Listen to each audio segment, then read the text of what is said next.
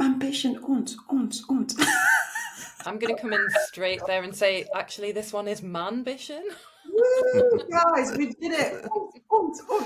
Like, it's not a rave, it's a podcast. Hello, everybody. It's Alex. I'm Tiffany. We've got, hold the phones, everyone. We've got a male guest for you today. So I'm What? going to, the first man that we've had on Manbition, and I'm very pleased with myself for coming up with Manbition as well. No, I'm just going to say that a few more times. So I'm going to introduce our guest. So we've got Dr. Hasan Merali, who is a pediatric emergency medicine physician at McMaster's Children's Hospital and associate professor at McMaster University. He holds an MD from Harvard Medical School and an MPH from Johns Hopkins University. His research on child injury prevention has been published in over 25 peer-reviewed journals, with his work featured in major outlets including the New York Times, BBC, CNN, and this just says "and Science." Is that right? That's right. Okay. And his book, Sleep Well, Take Risks, Squish the Peas, Secrets from the Science of Toddlers for a Happier, More Successful Way of Life, was published in March 2024. Welcome, Hasan. Thank you so much. It's great to be here. Yeah, I love it. I love it. I am first. I want to admire your work because I think anyone who works with children is just a hero. I love my children, as you guys know, but there has been occasions where I go to like visits at nursery and I'm like looking at the clock, or I'm thinking, where's the coffee? So yeah, I think kudos to you for I don't know, just your work with children and obviously making their lives better. Oh, thank you. It's an incredible privilege. And, a lot of what we're going to talk about today is how they make my life better. And I'm extremely lucky to work with them and how they make everyone's life better. Yeah, so all right, let's jump into it then. I think a great place to start was to think about. I know there's so many sort of angles on yours, but I think what I really like about you, Hassan, I think people should know about you is that you don't claim to be a sort of a parenting expert, right? So let's talk about that so the audience can relax. You're in the right place because neither do we. Yeah, definitely not. Because I practice pediatric emergency medicine, I don't see patients in clinic or offer some general pediatric advice. So that's part of my training. And then I'm still figuring it out myself. I have a 5-year-old daughter. Her name's Arya, and I'm learning as we go.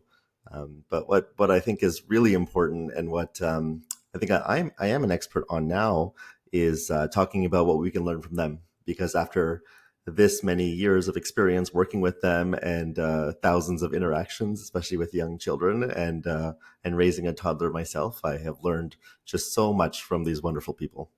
And I guess as well, you're seeing them at their, not at their best. You're seeing them, and to still be able to learn from them in that situation is really amazing. That's a great point. Yeah, I do see them when they're sick, and I will say that they still show up with kindness. They show up with laughter. They show up to me because they're taking risks and getting a lot of cuts and fractures. It's just a pleasure to be around them. Yeah, I think I've always been interested in this idea that we're not just raising children, but they're raising us, and I think it sounds like your work has given you kind of a unique lens on how they can actually be the most unexpected teachers for us, and just like how. I don't know. They don't mean to, but I think it's just their natural way of seeing the world, right? The natural Yeah. of communicating can be so. It teaches us a lot about our behaviors and what we can sort of take from that. Yeah, and to your earlier point about, having parents relax, I really want to advocate for that as well. Like this session and in general, like, yes, we have certain things we need to teach them and certain rules we maybe need to enforce, but I think a lot of being around children is just simply observing them and learning from them. And they naturally do things so well, certain things, much better than adults. And we'll get into some of those details that I think it's really important to take a moment and see how we can apply those things to our own life. Because as I was having all these interactions with young children over 15 years now of working with them, I had all these moments where like, wow, that is an amazing way to look at life, to approach life. And so I applied my research skills and kind of looked at the adult wellness data, and it matches perfectly in a lot of ways the way they live life. All of that stuff we're being taught to do in well-being classes, and it just comes Yes. to them so naturally. What would you highlight in particular out of those skills? So I talk about how toddlers really, their life focus is on two things. One is learning, and the second is relationship building. And really, all of their things really come down to these two things. And so from that, there's a couple of, I think, really important lessons. One that comes to mind right now is reading. So toddlers just absolutely love books. There's no one who just gravitates towards books. If they see someone reading a book, they will just go and sit next to them. They expect their caregiver to read them a book every night. They all have their own little libraries. They all have their favorite book. When I'm giving this talk in person, I talk about a very famous book you guys might know called Brown Bear, What Do You See? And Yes. this is my daughter's favorite book. And as you know, toddlers have board books. They're not the flimsy books that we read. And this girl read this book so much, she broke the spine because she overread this book. And nobody else can do that, to read so much or to love books so much that they actually are breaking the books. And so reading, I think, is one of the best lessons we can learn from them, because as we get into teenagehood and adulthood, our reading level stays relatively low. Not until we get back to retirement age in our 60s does it go back up again. And this love of reading has so many benefits for adults. Most importantly, I would say it's a protective factor against dementia. Not only the other benefits of learning new things, but something we really need to adopt. This every evening before bed toddler reading habit, no screens, is something I strongly advocate for. Yeah, and they do really love it. And actually, I've just been at a wedding this weekend where my uncle said to me at one point, I want to talk to you about books. I'm worried you're not reading enough. Oh, wow. That's insulting. Oh, yeah. Also probably true. I like what you said about the books, because I think my children has definitely forced me to read more. Good. And there's actually a lot of benefits from reading with children, because you're also Yeah. learning life wisdom in the most simplest formats. I mean, these books are like 3 pages, and words are massive, and the lessons are but the lessons are punchy. I was saying how, we read, for example, Tiddler, and Tiddler is a little fish with big imagination. And he has his friend called Johnny Dory. When everyone else dismisses Tiddler and say, "Oh, Tiddler loves stories," rolls eyes, or all the other fishes, Johnny Dory said, "I like Tiddler's stories." And it's actually, so for me, I see Johnny Dory as like an advocate, and we all need an advocate. It could be one person, and that's all it takes sometimes, to believe in our dreams and believe in ourselves. And it's fascinating what you said there. And it's interesting how not just our children are learning those every night, but we also are, and how we can apply that to live, I don't know, much more fulfilling life. Yeah, no, I really like that. There's so many, good lessons from the books themselves. And the other thing I'll say is the way toddlers read, and I say toddlers read, and I put that in air quotes because they're not actually reading till they're about 6 or 7, but they look at the book, they're able to turn pages, they can kind of go from top to bottom, they can finish sentences, that kind of thing. But the other really important thing, and something we're truly missing out on as we get more into screens ourselves as adults, is the way toddlers apply what's called deep reading. So deep reading is undistracted reading, where you're really focused on that book. And that little kid is there because you guys both have gone through this or are going through this with the toddler. I mean, they're looking at each little picture, each little word. They can go maybe 2-3 pages, then they'll flip back, go over something else. And then at the end of the book, and it's taken, 6 or 7 times longer than it would if you read it yourself, the one question is again, and they just want to go through the whole thing again. And I Yes, think and that's I'm like, so read that special. page, but they want to go back to it. Yes. Yeah, We've yeah. even got a And book called Again that is oh, about really? I love it. asking for the story again, and it ends up burning a hole in the book because it's so desperate to have the story again. So That's yes, amazing. And so this way of reading that they have, where they're just so focused on the book, they're asking themselves questions, they're really deeply immersed in the book, is really another big lesson I think we need to get to, because our reading is often scrolling. Our reading often has notifications. Our reading, maybe even if it is with a physical book, it's also a cell phone here getting interrupted. And so this idea of deep reading, undistracted reading, is the way we're going to absorb the most. It's the way we're going to sleep better if we can do it before night. And it's really the way we're going to get the most out of books. So I think toddlers really understand that well, and they practice it every day. And another important toddler lesson. You're so right about them sort of soaking in all the details as well, like the things that they will notice in an illustration Yeah. is amazing. Like the level of detail. Obviously, I've just glanced at the picture, but you're so right about them flipping back and commenting on the picture. And I think that the reading is one part of it, but then the connection you have with them while you sit and read it as well is a really lovely part of the activity as well. Yeah, and they make it part of their daily habits, and so yeah, I think that's wonderful.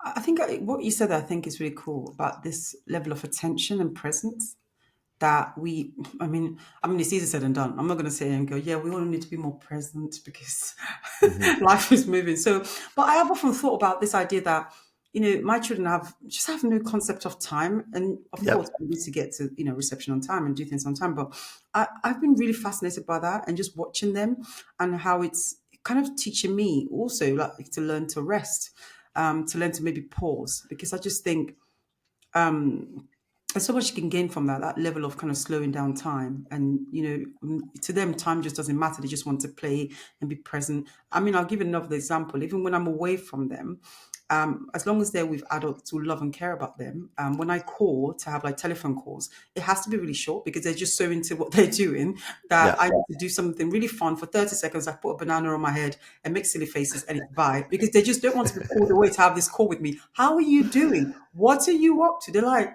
what are you like, and I really love that, like how watching them teaches me that. Yeah, and I really love that example of putting the banana on your head, because this silliness is another way that they really connect with people and a way they're being present. And I will say, of course, we talk about being in the moment all the time as adults, but like there's no one who actually does it better than a toddler. And they're lucky in a way because their brains are different. They have a much less developed prefrontal cortex. And so that's the way they live. But yeah, it's amazing if you don't have that and how you're not planning for the later in the day or tomorrow for sure, or next week, forget about it.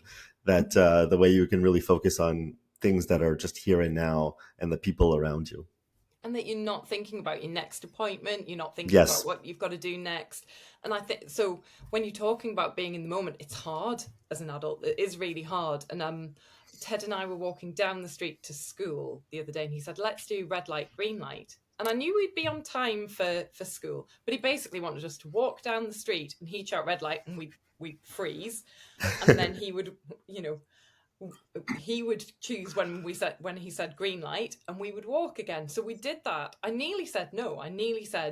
No, come on, let's get into school, go into adult autopilot. But actually, I went with it. So we walked the whole length of the road to school doing this. And people were driving past and were clearly like, what are they doing? Like, why are they standing there just still like that? But for him, he really enjoyed it. And but I had to bring myself back to be in the moment and let him just do this little game. We weren't late for school. We were still in the playground on time. But why is it so hard for adults to pull that back and do that in the moment still? Yeah, well, two things. I think, and one thing, I'm so glad you did that out in the open. I mean, people are, they're just self-conscious. We're self-conscious. One of the other things I talk about is asking questions. I mean, there's no one, again, who asks more questions than a toddler, and they can do it so much better than adults. And there's so many benefits for us in doing that. But the other thing is, like, getting back to our point, is that they're just able to live in the moment. And one of the best ways that really shows up is with play. I mean, the reason why they're able to do so much play and do it so well and get all the benefits of play is because they're in the moment. And that's one thing that's really hard for adults to get to. And I think when we talk about play, that's the one time where we really need to let go of any goals, times, things like that. So we can really get to that. And if you're lucky enough to have a toddler in your life, then sometimes it's easier to do. But I always talk to adults and let them know, like, one of the things that we can do to connect with our childhood, and something that I did a little while ago when I was researching and writing, is think about some activity like as far back as you can that you really, really enjoyed doing, and then actually just go do that activity. Don't try to think about it too much. Just something you used to enjoy.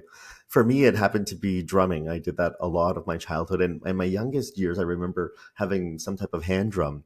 And so I found a class, a hand drumming class. I signed up for it. I started going to these classes, got myself a hand drum. I'm lucky my parents have a whole collection, and me and my daughter play that. And I sometimes just play it by myself, and it just gets me back to something in the moment that's beneficial for me now, but also connects to my childhood. And I think that's a really important thing to do, because there's so many good things that we used to do that we've kind of lost along the way. Wow, I really like that. But I think what you're saying there certainly kind of paints that picture of the joys of being a child, the joys of being little. Mm-hmm. I often think, I'm going to blink and there will be, teenagers and adults. And I'd love to kind of get back a bit on this idea of like terrible twos, because I think that's got such I feel like sometimes toddlers get this bad rep for like, oh, and I probably had a bit of that as well when I used to think about children before I had children. When you see them on the ground somewhere in the Yep. supermarket, oh dear. But I'd love to hear kind of, your kind of, your thoughts on that. Yeah, no, I'm so glad you brought that up. One of my career goals is to get rid of that Okay. term. Okay. It's so true. I understand where it comes from, and I understand. And you had a good example, like when you don't have children, or perhaps when you're older and you forget what it was like to have young children. You're in the supermarket, you're in some public place, and that's what you see. You're going to Yeah. hear it, you're going to see it. It's very loud.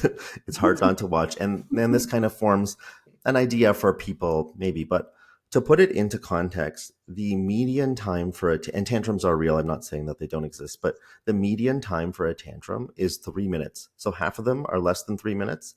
Half of them are more than 3 minutes. It would, on the very, very extreme end of, 5 out of 100 kids, it would be like 10 minutes, maybe 15, but never more than that in a whole day. And I'm talking in a 24-hour period. These little guys are awake, and girls are awake for 12 to 13 hours a day. So if you take the extreme example of 15 minutes and you take 12 and a half hours, I just want people to put that into context and focus on what they're doing for 12 and a half hours. And those things are eating well, exercising all the time, playing, making other people laugh, building those connections, working in teams better than anyone.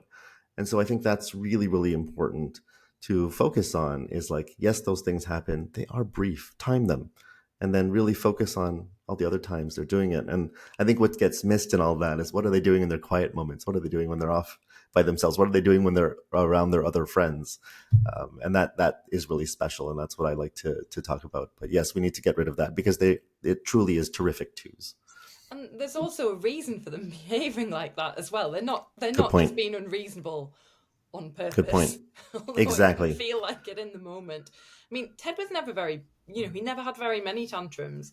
And one Christmas, we'd been at people's houses for 3 days in a row, and he threw. Now you were talking about the length of time. He threw a 10-minute tantrum. And I was Yep. like, what is going on? Like, what's happened to him? He's never like this. But it was because he was completely out of routine. Yep. He had been at 3 different people's houses. They'd all got him to open presents. It's usually there's a reason for why they're having a tantrum. And I had to kind of think, well, actually, he's probably just quite dysregulated because we've thrown his routine out of the window. Yeah, it's a great point. They love routine, as adults do too, and it's really good for them. And then sleep and food are the 2 big factors for everybody, not just them. And if those things are off, or all 3 of those things are off, as you're describing, then yeah, that's the likely outcome, and it is understandable. And I like how you said that people just need to also understand why those things are happening, and there is a reason for that.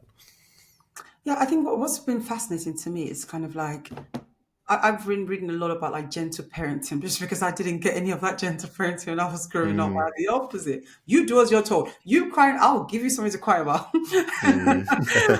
Wow. And but I find it interesting, because I think for one thing that really helped to me, my children, is like timers, for example. So saying, okay, we can have 15 more minutes of television, and then telling Alexa to set a timer for 15 minutes, and then, interesting enough, a child has gone, I want telly, I want telly. As soon as that buzzing goes off, my son actually says, I'll switch off the telly. So it's been interesting how you can kind of incorporate these little ways of just warning, okay, we're leaving the park in 5 minutes. Okay, we'll do that for 2 minutes. And sometimes just negotiating rather than imposing our own will, because often I want to be like, I tell you what to do.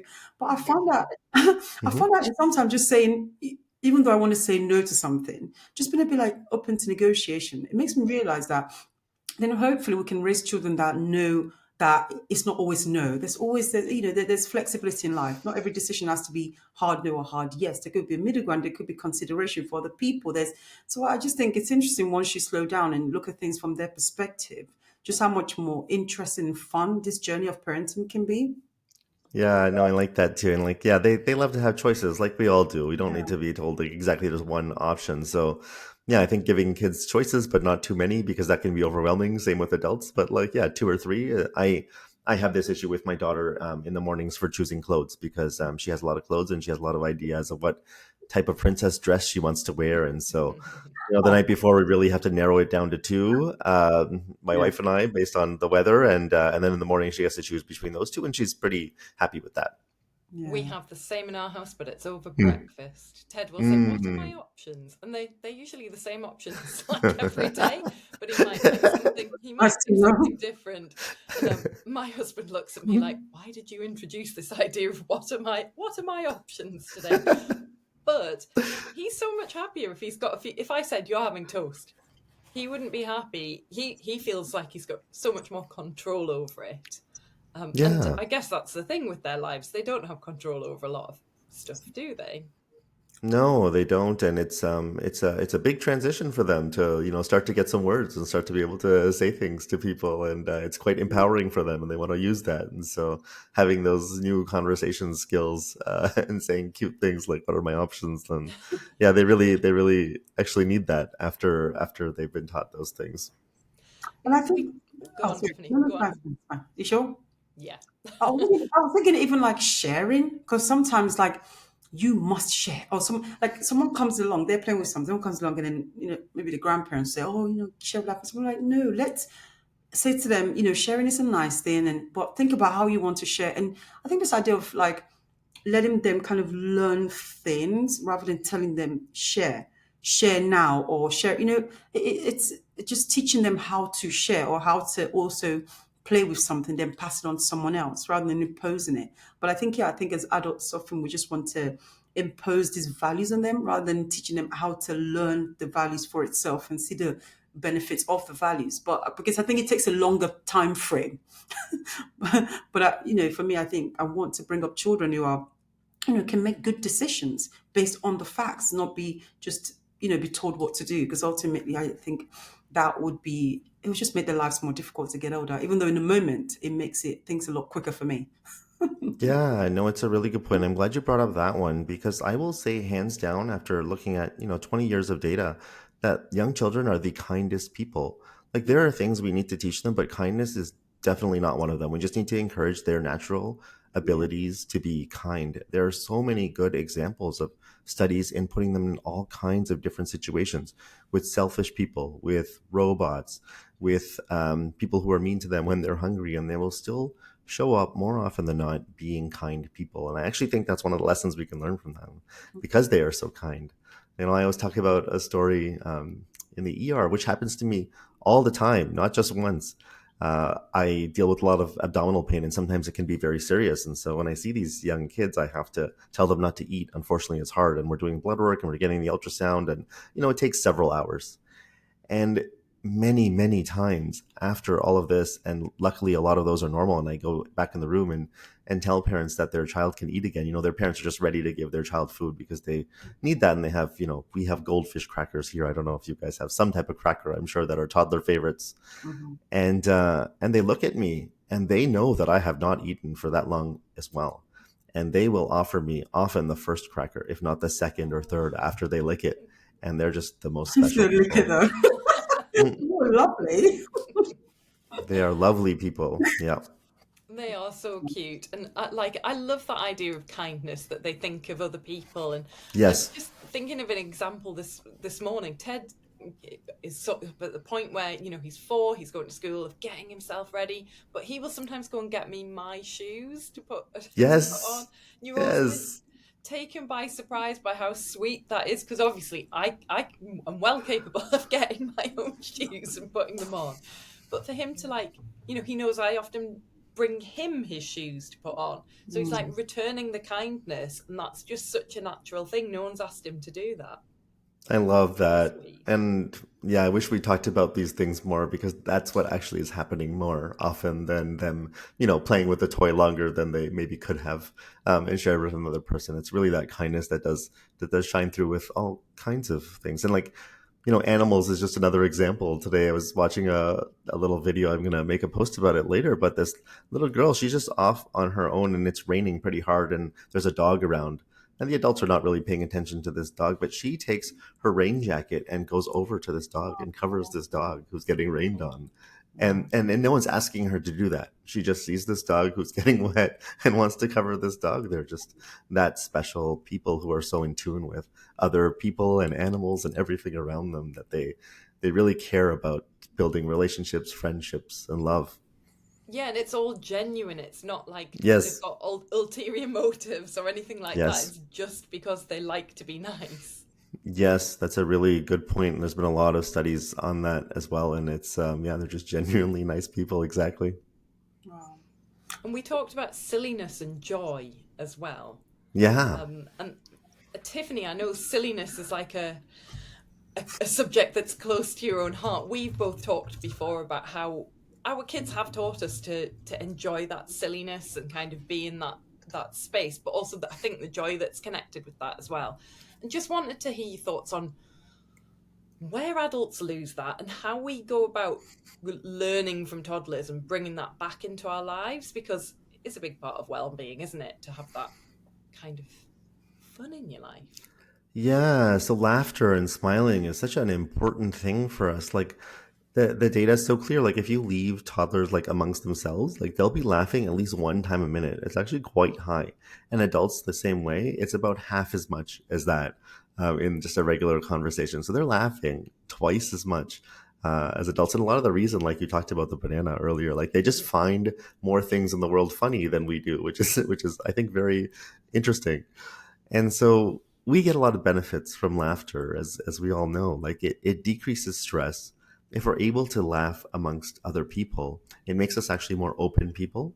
And I talked about they love to build relationships. I mean, they're making other people laugh because they want to build that relationship too. And they'll work very, very hard on being silly or making funny jokes when they're able to, because they want other people to share in that joy with them. So I just think it's some ways that simple. Like we need to bring more laughter into our lives because it's so beneficial for stress reduction and for building relationships. And so a lot of different ways we can do that. Some of them are very obvious. For me, I get a daily dad joke is one of the ways I do because I love dad jokes. And I like to go see live comedy now, and I've always done that, but now I really really make it a point. We have a Just for Laughs festival. It's a Canadian thing that we have, and it's ongoing right now. So on Friday, I went with my dad and my brother to see some live comedy, and getting that into my life more, and podcasts. I listen to more funny podcasts now too. So whatever way we can, if you have a little one in your life, then you're all set because they're the funniest people, and you just need to like spend time with them. I mean, not only do they say funny things, but they also do funny things. So it's a constant amount of laughter. But if you don't have a little one, then yeah, just any way you can to bring in laughter into your life. I'll say, like, as a parent, that's like been the biggest change in my life. Like in these 5 years with Arya, I would say that is more laughter than I've had in my entire adulthood, like compressed into these 5 years, because she just made me laugh so much all the time. That is. I'm thinking of examples of stuff that they've Yeah. done, while we're talking. I mean, like you say, they do funny things and they say funny things, and half the time Yeah. without really intending Yep. to Yep. They're do funny it. people. But also, they don't mind when you laugh. So like they haven't intended to be funny necessarily. Like Ted Hmm. once, he wanted me to hold his trousers open so he could just jump into them. I was like, Yeah. that doesn't work. Like Love that's not that. possible. Love that. But I laughed at that, and he's not offended. Yeah. He'll just join in laughing. We've I started this thing recently where we're having dinner at the dinner table, and then we would actually ask Alexa to tell us knock knock jokes for children, and my Nice. children will laugh even before like the like she drops the joke. I love it. Like they're already laughing. I'm thinking, and half the time they don't understand, or half the time they can't hear it properly. But they already go, "Ga, ga, ga, ga." And I thought, what was this for? And it's actually been a really nice little thing we started doing. And it's just the joys on their faces, and obviously on me as well. Which is like, it's just, and it's just a Yeah, and little it's thing. contagious. It really is. It Yeah, really is. just that will make you laugh. Yeah. And they Yeah. really get into that joke telling period as well. Like Ted's trying Yes. to tell some jokes, but he's really Yes. bad at it because he's 4. He's learnt like one, which is why did the donut go to the dentist? To get a filling, which is quite a good joke. It's the only joke that he's able to tell that has Aw. actually got a proper punchline. But people are like, oh, that was actually quite funny. I Because love most it. of them are like, he's making them up normally. They don't make any sense. He's obviously learned that one from somewhere. But it is contagious, isn't it? Laughing with them and just, yeah, they're great. They're really great. They really, really are. Let's talk about this idea of, I think, redefining success, because I know that you had 6 months paternity leave with Aria. So tell Yeah. us more about that. Yeah, so very lucky. I don't know what it's like in the UK. I know it's definitely better than the US, but we have 12 months of parental leave, and we're able to split that amongst 2 people. And what we recently started a few years ago is stretching that over 18 months. So the pay is still the same, but you get it over 18 months. But it at least gives you the job security that you can come back after 18 months. And many people do take the full 18 months. And so what my wife and I decided to do is that we would split a year. And so she took the first 6 months off, and very thankful to her for doing that. I think that's a hard job, and I respect any parent who does that. That first period, it's definitely the hardest in terms of sleep and so many other things.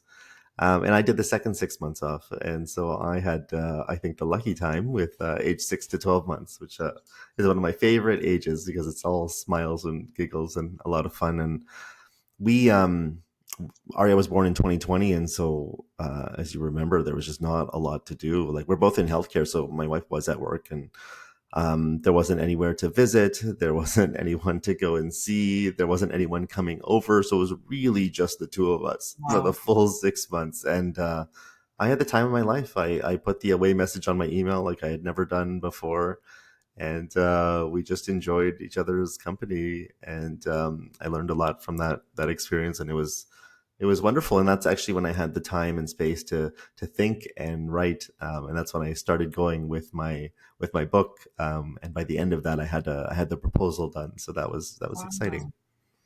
Wow. It's so nice to hear because the situation is similar in the UK that you can do shared parental leave. Hmm. Well, it sort of depends on who your employer is because they would often do a lot of the paying for it. So some employers pay better than others for that Yep. period of time. Same So, here. but the take up is very low. It would be quite rare for a man to take 6 months off, Hmm. which is such a shame. And I think hearing you talk about how much you enjoyed it and what that must mean for your relationship with Aria as well. Yeah, To and have that bonding time is amazing. yeah, it was the best period in my life by far. And yeah, it's hard. I think that the take up is also pretty low here as well. I don't hear many colleagues taking that much time off. Certainly, maybe a couple weeks or a month, but that's about it. But yeah, it's so important. It's important for our children. It's important for us as fathers. And I'm glad that there's a little bit more of a push, I see, I think, for being a present father figure and how we can be better fathers. And so I've had a lot of good conversations with other fathers around this, but I think parental leave and promoting that for fathers is really important. Yeah, I think what you've done this. I mean, we don't want to talk about it, but it's good to mention that you've sort of challenged that traditional masculine success metric, because I think Hmm. oftentimes that is left to women, and it's a woman's kind of like, I don't know, it's kind of her like achievement to have that time with a child, and we forget, almost put dads in a corner a bit, especially in the younger years. Yeah. But I also think it's interesting what you said there about how your sort of book came at a time like that. Isn't it fascinating when Hmm. time that you slow down career wise is actually the time Yeah. you speed up career wise?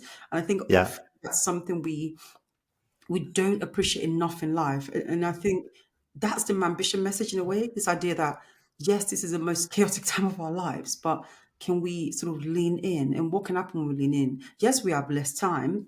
Yes, we can't do everything, because, you can be everything, but you can be anything, but you can't be everything.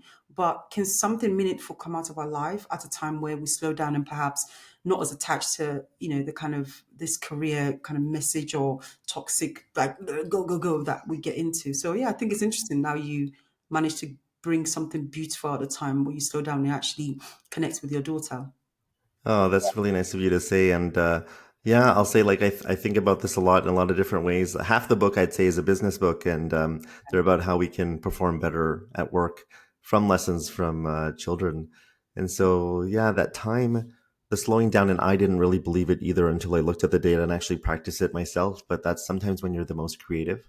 Wow. And it also, I think, becoming a parent, as you guys know, it makes you more efficient with your time. But also, what really it did for me is make me much more selective on what I want to focus my time on. I really got to 100%. say, yeah, no to a lot of things that were just kind of on the periphery or weren't really serving me or my mission well.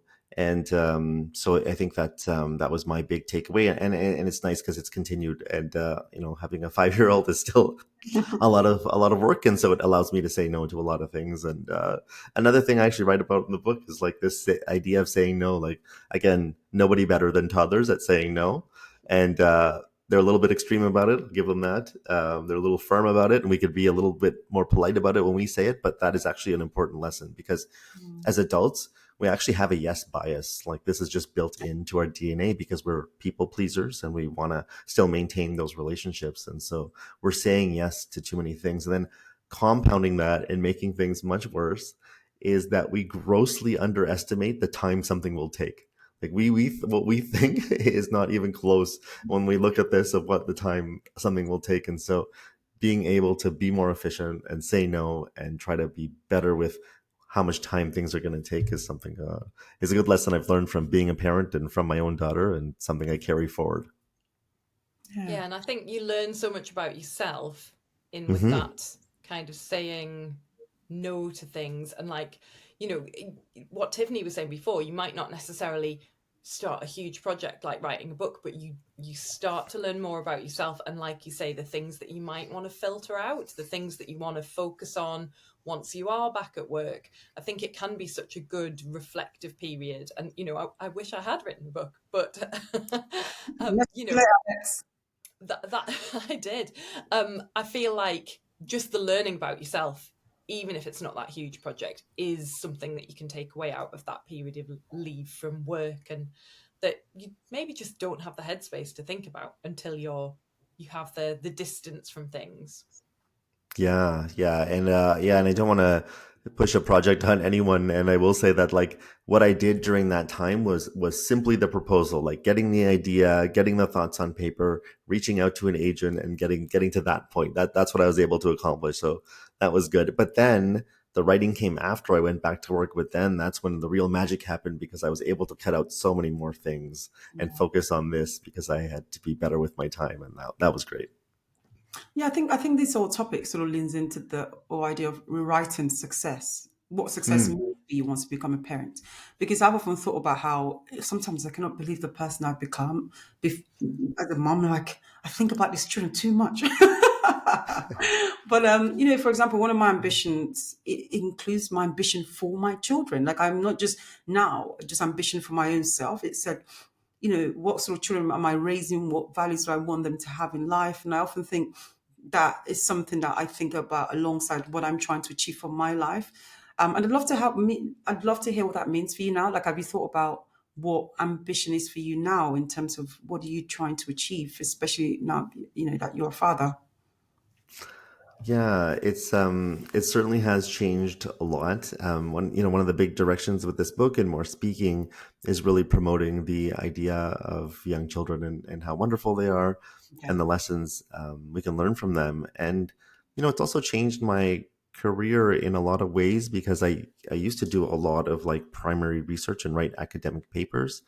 But it's nice to take a different path and connect with a more general audience, and I found that more fun. And so now I do podcasts and do other regular media articles.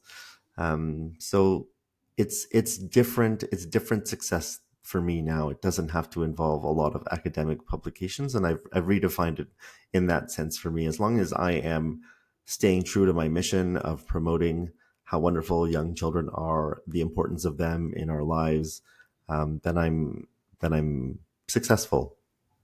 I love it. I like that.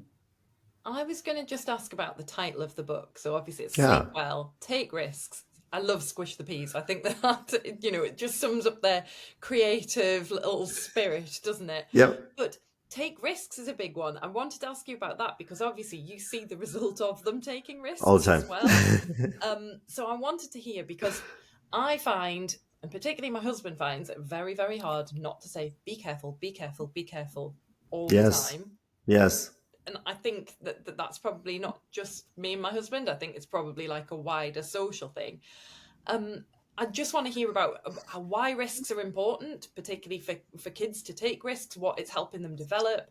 And I guess, having seen the result of them taking risks, just your opinion on it, because I think we wrap them up in cotton wool a lot now when Yeah. actually they learn so much from, I guess, finding their own limits of being what they can do. Yeah, no, I'm really glad you brought that up because we have gone way too far to the protective side. And I will acknowledge being a boy mom is very different than being a girl dad. Like, I mean, my little one, I wish she would do more. She sits and she colors a lot and she sings her songs and it's fun. And I have a lot of friends and I see all these little boys in the day that pans that out. They're just a different breed and they're taking a lot more risk, especially on the playground. But I will say, like, because we've gone so far into this overprotective mode that, our pediatric society, our Canadian Pediatric Society, had to put a policy statement out about not doing that on playgrounds for parents because we're just always telling them to be careful or hovering around them. And it's just not helpful. It makes them anxious. Look how much anxiety we have in these little kids. And as they get older, we don't need to be doing that. We need to make sure they're safe from the most important things, and that's cars and pools. But once we Yeah. get those things done, like we just need to let them go. And if they get these minor injuries, that is part of growing up. Pediatric emergency doctors can fix those things. They are totally fine. The risk of a very serious injury is incredibly small. And so, yeah, we need to just let them be kids in a lot of ways. And to get to your point, like, this is how we learn. This is why little kids can learn faster than anyone else, right? Their emotional and physical growth is an accelerated period. And it's because they're taking those risks. It's because they're getting up and trying, falling down and doing those things again. And I think there's a beautiful lesson there for us too, in that we should be doing that because that's what helps us grow personally and professionally. But yes, we need to leave them to it much more than we do now. But it's a good point. I've seen in my children as well. I think, especially with the grandparents are very protective. They almost like, I don't know, like when I look at, obviously my childhood was very different in terms of I probably grew up too quickly and probably a bit too responsible quite early on. But now I look back on that and obviously it sort of helps me develop a level of grit and resilience that I absolutely appreciate now. Like I wouldn't have Mm-hmm. my childhood any different, but back then I probably complained a bit. Yep. And for my children, obviously, it's a very, very different life. For them, they're pretty much wrapped in cotton wool. But I've seen glimpses of moments that's been interesting. I mean, for example, my son is part of Scouts, and we were on a field, with like Yes. 30 other children, and the way they even give them the sandwiches, normally the grandparents would cut the sandwich, probably put it in his mouth or, put it in a nice plate. But on the field, they just like throw it at them sort of thing. And I was thinking, Yeah. oh, my son, deal with this sort of shocking discovery. It's like he had to unwrap it himself. There was no one there to say, "Oh, let me cut the apple." He just gave him an old apple. I think it was first he had like an apple to himself that wasn't peeled and cut. But I love that for him. So I was like, "Bravo!" Like, Good. this is good for you because, Yes. like, yeah, you just learn to be gritty, and that's fantastic. Yeah. Yeah, they need that. And we know that, like, people who, I don't know if that's the right word, but coddle their kids for too Yeah. long. Like, they just don't develop those life skills that they need longer term to succeed and be independent people. And that's what I want for my girl is probably is the most important thing. I want her to be strong and independent and be able to figure life out on her own when I'm not right beside her to help her all along. And so starting that now, I think, is an important process. Mm, love that. I'd love to, obviously we kind of getting to the end of this. I could do this forever, by the way. This is really cool. Thank you. Um, I'd love to talk about this idea of like the ambition angle a bit, just because I think I'd love to have a segment around sort of how parenting amplifies our ambitions rather than diminish it. And I think we touched on that a bit with what you said about obviously the clarity of focus, but also about the long game of how children can help us to sort of develop in other areas of our lives. Because I think we've already spoken about like how to slow down time, so we learn to be more intentional. We spoke about this idea of the clarity that comes with less time, but also meaning, like the idea of meaning we can get from, I don't know, having children. Because one thing I always say is like you don't have to have children to be fulfilled, right? To have a meaningful life. Yeah. I'd love to hear kind of your take on that, because I think it's a funny one for people who have children to say that, but I do think they bring a lot to our lives, but we can still be whole humans even if we didn't have children.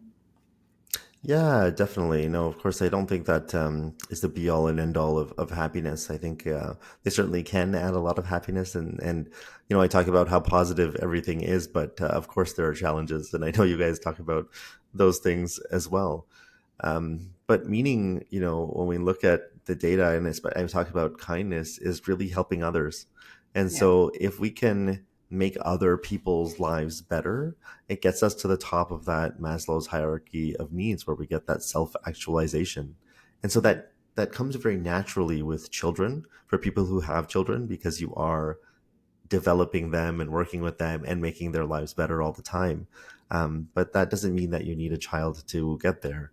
It can be volunteering with elderly people, maybe with children, with people with special needs, with animals. It can be a lot of different things for different people.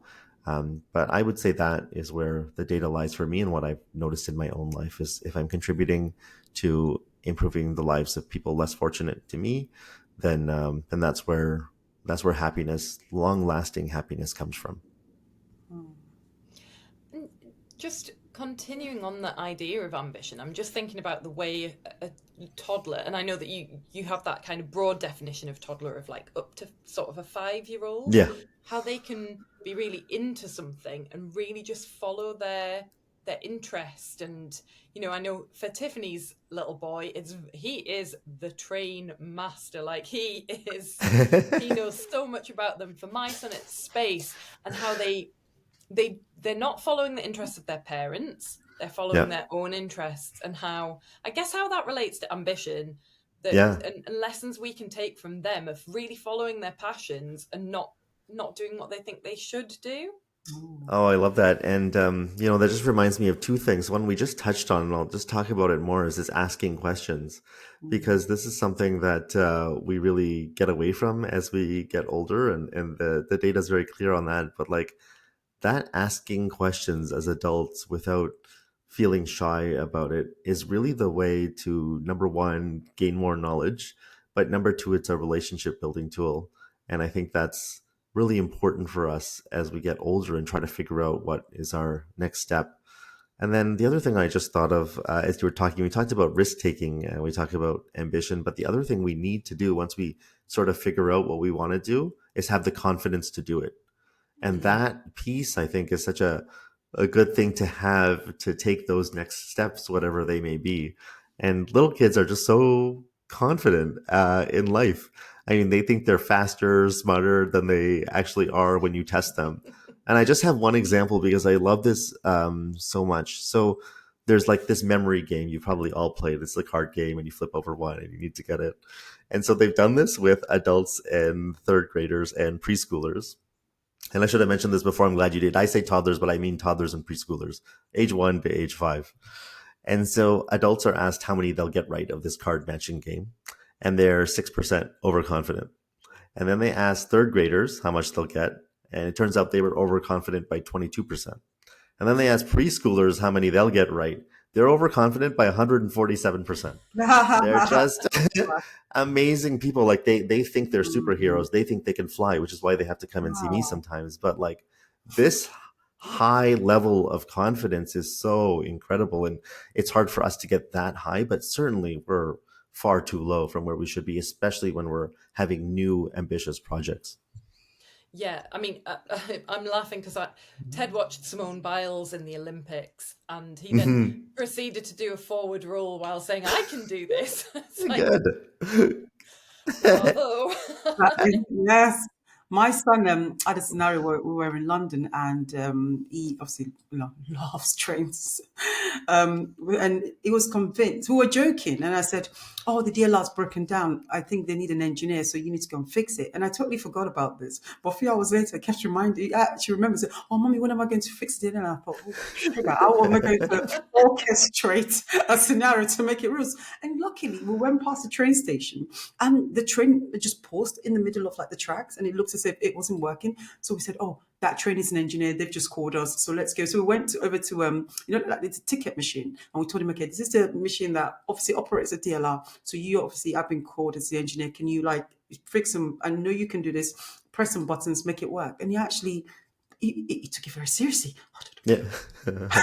And he did pride on his face. I was just out of this world. Until today, we still talk about it. Do you remember that day when you fixed the DLR and helped everyone get home? Well, it's amazing how moments like that, you just have to give it to them, I think, because to them, it means so much more. And over time, that is evidence that they can do the things that they think they can, right? Yeah, and we can too. And that is amazing. Yeah, we can also do those things, and we need to learn from them, and we should have the confidence and try those things. And like watching them make friends as well. This is particularly Yes. fresh in my mind because for both Tiffany and I, our sons have just started proper school. They're in their first, we call it reception here, but I think it's like kindergarten. Hmm. Watching them make friends and be unafraid of striking up conversation with new people, it definitely happens quicker for them than it does for adults. And it's that confidence, it's that Yep. belief that everyone's going to like them as well. They're not Yep. they're not worried that people are going to dislike them. Ted said, "Oh, I bet my friends can't wait to see me again." Talking about his second week of school, and I was like, "You're right." Yeah. But that just comes so naturally to them, and I don't know, we definitely lose it along the way, but applying that to going for opportunities, going for interviews, Yeah. yeah, there is a lot we can learn from them around that. Asking for things at our job that we think we deserve. Like there would be no hesitation if toddler had that and they would just go ask for something. They would just go ask for it, but we hesitate, but we don't need to. It's the worst that's going to happen is they say no. But yeah, we definitely hold back too much. And, I think of another time when we need a lot more confidence is when we come back from parental leave. I mean, that is a hard time when we're in that parent mode and we feel behind in the work or need to catch up on something or catch up on those things. And I think that's when we really need that boost that little kids can give us and having the confidence to go back and tackle whatever's next. I want to say two things. I think number one was that this idea of, once you become a parent, and for a lot of people, their priority changes or, their idea of success changes. So they have to then change something about the career and work. So the whole host of things we mentioned there are very important, right? The ability to ask for what you want, the ability to even pivot, the ability to Mm-hmm. start something new, the ability to be confident enough to, I don't know, like change your career or build a brand or, there's so many Yep. things that hopefully as we're walking on that journey of being a parent, that our children can inspire us to do more of, like, speaking to new people, networking. Mm-hmm. Mm-hmm. I love that. Hopefully, as we're watching our children, we can also then take those qualities into other aspects of our lives. Yeah. But also, I also think about the world we're bringing our children into. I mean, my dad's era was completely different. So I was taught to follow the rules. I was taught to get an education, I'll be fine. I was taught to put my head down at work and work hard. But I know that the world in which my children will grow up in will be much more fluid, perhaps not as kind of fluid. It's kind of up to them a bit. So what I'm hoping to do and is to build things around them like confidence, like Mm-hmm. communicating, asking, decision making, imagination, creativity. Because I just think for the world that's coming, that's probably would be the most essential qualities as opposed to like degrees and I don't know intelligence, like fixed intelligence. Yeah, no, that's so important, I think. And creativity you mentioned, and that rings so true with these little ones who, see a box that shows up at the door that we were just unwrapping packages from, but they are thinking it's a spaceship or painting a mural on it. And this idea that their playful spirit fuels their creativity bears out in the adult data. So if we can make adults a little bit more playful, that really boosts their creativity. I'll just give one example because I love it so much, and it's related to workplace. And so this is a study done in Sweden, and they have all these different meeting groups. They have healthcare, IT, law, government, everything. And all they do in these, maybe one of the most boring things we do in our meetings is in half of the tables in the mid part of the meeting, they put a bowl of fruit and some chocolate. And the other half, they put just some fun activities, and they just put them on the table. So there's a mustache, there's a little foam dart gun, there's a little note that says whenever someone touches their face, everyone has to raise their hands and say life is wonderful. And so that's all the researchers do. They observe the meetings. They get a score at the end of it called the meeting creativity climate. And what they notice is that the people who just had those playful items placed on their table are more creative, more open to ideas, and more productive. And so adding a little bit of that toddler playfulness, I think, can boost our creativity as well. And I agree with you. It's going to be more and more important that we are constantly thinking of new ideas. And they solve problems in a different way, don't they? Because they don't have fixed ideas about how it's going to happen. I think there's a drawing where it's a series of parking spaces and they're numbered, and the numbers seem out of sequence, but they're actually upside down, and adults can't solve it, but the children can, because they're just thinking about it in a different way, and they're not kind of Like they're not exactly. I love that. One of my favorite examples you might have heard about is called the marshmallow challenge. Yes. So you take a marshmallow, 20 pieces of spaghetti, a yard of tape, a yard of string, and you put all these different groups and you tell them to build the tallest tower. And kindergartners outperform almost every adult group except for engineers. And it's incredible because they just do an iterative process. They're not afraid of failing. They don't have to think that things are going to be a certain way. And it's great. Love it. I think, I think I think this conversation has been amazing. I think what I sort of take from this, or what I hope people can take from this, is the idea that the qualities we naturally had when we're little, we can actually, how can we sort of return to them? How can we sort of, grow up alongside our children and, actually learn from them? Because we put too much maybe emphasis and pressure on ourselves to teach them and make them wise, but actually can we pause that for a moment and allow them to also inspire us and teach us things? Yeah. No, I love that. I think they're very inspiring people. And yeah, like you said, we just need to take the pressure off of always teaching them and training them and doing things for them and being with them and learning from them, because they have a lot to teach us, a lot that will make our lives better professionally and personally. Love it. Where can people find your line? So my website is hasanmerali.com. I'll send it to you for the show notes. I have a TEDx talk, which people can check out for a summary on the importance of kindness and play. And then the book is available on Amazon or wherever you get books. And it's also an audiobook for busy moms. Yes, which is perfect. Just going to say, I have downloaded it on Audible because I am a busy mother. my uncle worries I don't read enough, so That's how the uncle is, about to read something new. Oh, thank you so much, Hasan. It's been amazing. Yeah, Thank thank you. you. It's been great.